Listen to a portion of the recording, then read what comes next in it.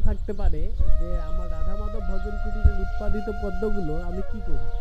আসলে এখানে যে পদ্মগুলো মানে হয় প্রত্যেক দিন এভাবে রাধা মাধবের জন্য চয়ন করা হয় এবং রাধা